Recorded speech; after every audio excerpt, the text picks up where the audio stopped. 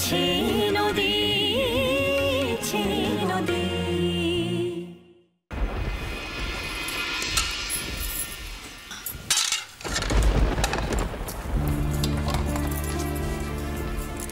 এসেছিস বাবা? কত রাত করলি বলতো? হ্যাঁ, খাবি?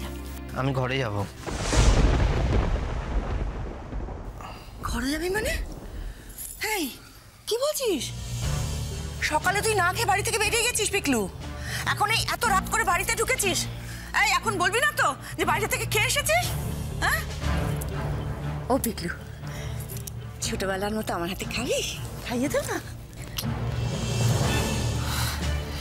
ছোট মাসি, কি যে করো না তুমি।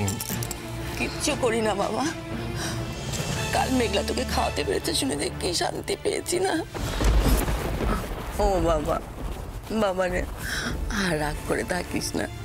আচ্ছা তুই আমাকে একটা কথা বল, তুই রাগী মেশোর ওপর রাগ করে আমাদের সবার উপর তা শোধ তুলবি, এটা ঠিক? বল, ঠিক এটা?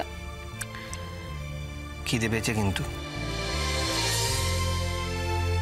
খেতে দেবে না?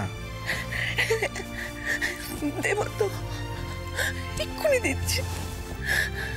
কি শান্তি লাগছে না, দুটো দিন বুকের ভেতর যে কি হচ্ছিল কাউকে বোঝাতে পারছিলাম না, জানিস তো। যাকে আমার সোনা ছেলে, আমার লক্ষ্মী বাবা। আয় বাবা আয়। ও মেঘলা, পিকলুর খাবারটা তাড়াতাড়ি গরম করে দে। বস। আমি একটা কাজ করব ভেবেছি। এই বাড়িটার এবার একটা ভাগ বাটোয়ারা করব।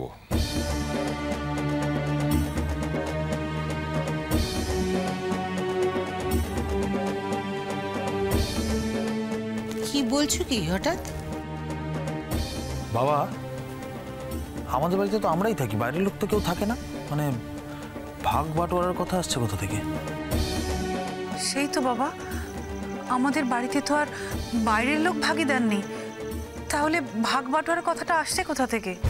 বাইরের লোক না হয় নাই থাকলো, কিন্তু আমরা যারা আছি আমাদের প্রত্যেকের উচিত তো আমাদের অংশ সম্বন্ধে সচেতন থাকা, তাই না? তুমি কি বলছোটা কি? তোমার কথা কিন্তু আমি কিছুই বুঝতে পারছি না। আমি বোধহয় খানিকটা বুঝতে পারছি।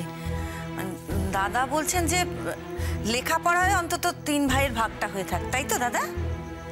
বোমা, তুমি অনেকটা ঠিক ধরেছ, কিন্তু আমি আরেকটু এগিয়ে ভাবতে চাই। আমি আমাদের ছেলে মেয়েদের ভাগটাও পাকা করে নিতে চাই। আমাদের ভাই বোনদের ভাগ মানে আমি, তাতান, মিষ্টু, তুমি এই ভাগ করার কথা ভাবছো বাবা? কেন?